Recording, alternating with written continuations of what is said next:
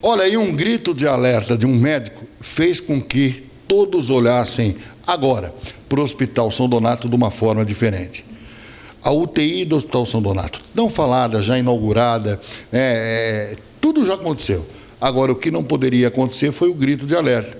Uma paciente aqui do bairro Aurora, aqui do município de Içara, iria viajar 800 quilômetros por causa da central de regulamentação. O que significa isso? O diretor do hospital, o Júlio, vai explicar para mim, porque até então o hospital não estava credenciado pelo Ministério da Saúde, estava credenciado pela Secretaria do Estado, mas o Estado não queria arcar com as despesas da UTI do Hospital São Donato. Esse grito de alerta, Júlio, através de um médico, fez com que mudasse totalmente a vida das famílias aqui de Içara, né? Perfeito. Não é a questão de que o Estado ia pagar mais ou menos, né? Mas é mais ou menos isso. Mas o Estado já tem um convênio comigo e aquele custeio que o Estado tem já está pré-definido. Eu tendo 5 pacientes na UTI ou tendo 10 pacientes na UTI, o Estado vai me passar o custeio igual. Então é uma coisa que meio sem explicação. Como é que ela funcionava?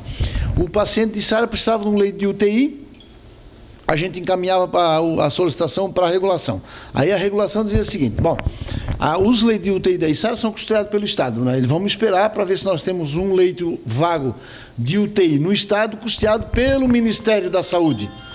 E aí não encontrava esse leito no Estado, autorizava a internação no leito de UTI do Hospital São Donato. Não, Júlio, mas essa paciente, por exemplo, ela ia para Timbó, que é 400 quilômetros da Içara. Quando o Estado conseguia um leito de UTI, Chapecó, Timbó, Blumenau, ele encaminhava um paciente daqui de Içara, que podia ficar aqui na Içara, ia acontecer todo um transtorno para a família, se deslocar do município de Içara, ir para uma região distante, porque conseguiu a vaga de UTI lá, né? Quando poderia colocar aqui na Içara. E quando mesmo, nesse exato momento, nós tínhamos internado aqui no Hospital São Donato, que não tinham conseguido UTI no estado inteiro, pacientes de Gaspar, pacientes de Laguna, paciente de Passo de Torres. E quando tu precisa local, tu não tinha a autorização da regulação. Graças a Deus, depois desse desabafo desse profissional médico, que a regulação ela funciona uma solicitação médico para médico, né? Hoje, 8 horas da manhã, eu já entrei em contato com o secretário de Saúde do Estado, que coloquei para ele a situação. 40 minutos depois ele já me deu o retorno e agora, 2h30 da tarde, eu já recebi o documento oficial que não tem mais esse tipo de trava com a UTI do hospital e os outros leitos do Estado. Todos eles são regulados pelo Estado e todos eles serão utilizados pelo Estado de forma igualitária. Bom, mas tudo bem, eles vão ser usados pelo Estado. Mas o paciente da Içara começa a usar a UTI da Içara ou a regulamentação vai jogar ele para outro lugar de novo? Não, nós vamos... o paciente da Içara precisou de um leito de UTI, nós vamos comunicar a regulação e encaminhamos ele para o leito de UTI do Hospital São Donato de Içara, que é onde tem o leito, a família está mais perto, e mais conforto para a família, mais economia para o Estado. Tu imagina só, essa paciente que ia para Timbó, o Estado custeando a minha UTI, modo de dizer, custeando os 10 leitos de Içara, e, ao mesmo tempo, encaminhando um paciente para Timbó com ambulância, com médico, com motorista. Quem é que estava custeando? O dinheiro público também do Estado. Então, estava gastando 2 vezes, né? Então, felizmente, depois desse alerta, o Estado hoje toma o pé da situação, realmente. Eu acho que foi, de repente, aí até uma falta de comunicação entre regulação e Estado, né, para essa situação aí do custeio dos nossos leitos. Então, agora, o médico precisou, interna no leito de UTI e comunica a regulação. Bom, eu quero parabenizar o doutor Júlio Sequinel, filho, tá, pelo grito de alerta que ele deu através de uma mensagem de WhatsApp, onde ele fez esse desabafo, colocando em questão, em primeiro lugar, não é a questão médica, a questão hospitalar, mas se colocando no lugar do paciente, no lugar da família. Isso é a humanização. Isso é muito importante, porque às vezes o profissional de saúde, ele consegue resolver um problema com um alerta desse, né? Muitas vezes o paciente não pode, mas o médico, o profissional pode, né? Claro, perfeito. E eu acho que foi um áudio de um profissional médico que dá dentro do sistema de indignação, né, com a situação posta. Bom, a UTI já está funcionando, nós acompanhamos a abertura da UTI, o entrave que estava a UTI, o dinheiro que não via para a UTI, bom, enfim, acompanhamos a não credenciação, depois foi credenciado e tal. Como é que está hoje, Júlio, a questão do Hospital São Donato? A gente sabe, e eu vou falar para você, a gente recebe algumas reclamações da questão do atendimento, principalmente do pronto-socorro. Isso é fato. Eu recebo várias ligações. Ô, Strauss, vem cá no São Donato que eu estou aqui há 3 horas, há 4 horas, não. Por que está dando esse problema? Então, é assim, ó, o Hospital São Donato, com a ativação e habilitação dos 10 leitos de UTI, a gente passou a receber pacientes com mais grau de necessidade, mais graves, né? Que vem todo aqui da região sul.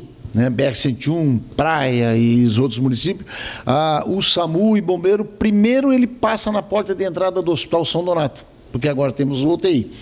Aí o que acontece? O nosso profissional, ele na preferência do atendimento, na triagem que se faz na portaria do hospital, no pronto-socorro, e não é só aqui, é quem é regulado pelo Estado, primeiro ele tem que atender a ambulância, o bombeiro que chega, e o pessoal que chega no dia a dia ali, né, para atendimento, talvez, né, algumas consultas de diária e tal, né, essa pessoa ela recebe um grau de classificação de risco. O que é? Uma fitinha verde, uma fitinha amarela, uma fitinha vermelha, atende imediatamente, né? Mas às vezes o médico está lá atendendo um paciente infartado, um paciente que está sendo entubado, um paciente que está acidentado, né, uma moto, tal. Então, o atendimento normal ali são 5.000 atendimentos mês, né? Existe uma certa demora realmente.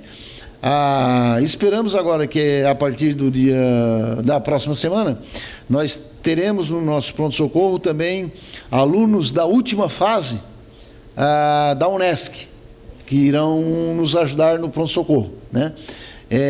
Não como profissionais médicos que ainda não são, né? Mas irão acompanhar os médicos e muito provavelmente irá facilitar e agilizar o atendimento dessas pessoas também numa forma de triagem. Tá bom, está aqui o nosso diretor do hospital aqui do Hospital São Donato, e também tem que ter o reforço, né, o Júlio, também da cidade, né? A prefeitura hoje contribui? A prefeitura de Sara hoje contribui, tem a questão do IPTU, que a gente, os 50% do IPTU hoje ele está carimbado, vai ser destinado ao Hospital São Donato. Nós já temos um convênio que se equipara mais ou menos nesses valores, mas o IPTU ela é uma receita corrente crescente, né? Então, o gesto, isso no futuro vai dar um retorno bastante legal para o hospital.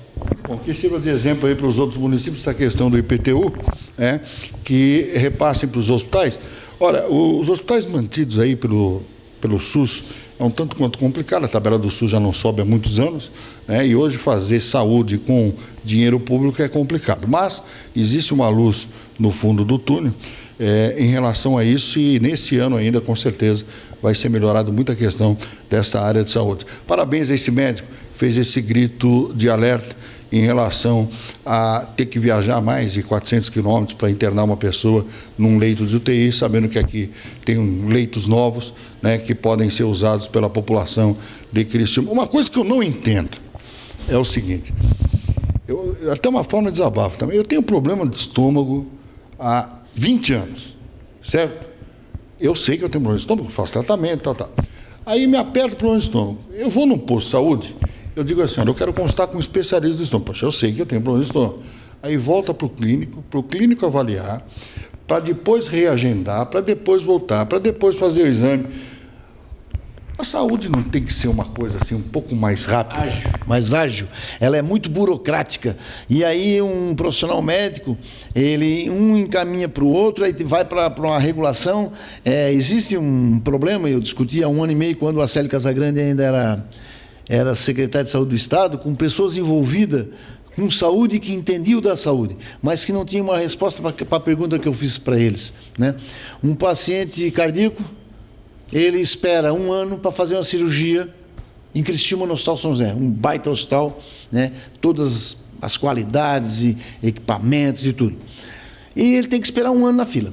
Esse mesmo paciente, ele pega uma indicação de um profissional médico aqui da Içara, encaminha ele para o Paraná, em Curitiba, e ele faz a cirurgia cardíaca dele no mesmo dia, ou no dia seguinte. Qual o segredo? Qual o segredo? Bom, e eu perguntei para essas pessoas envolvidas com a saúde, por que isso?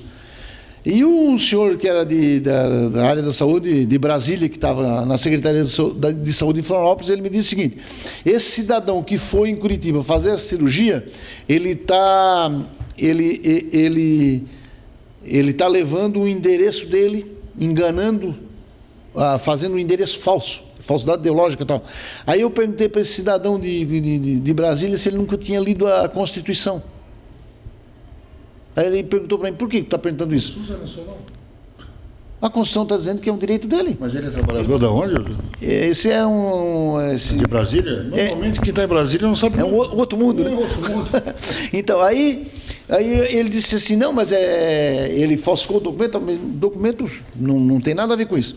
Mas vamos deixar a Constituição de lado. E eu perguntei para ele o seguinte: o senhor sabe o que significa SUS?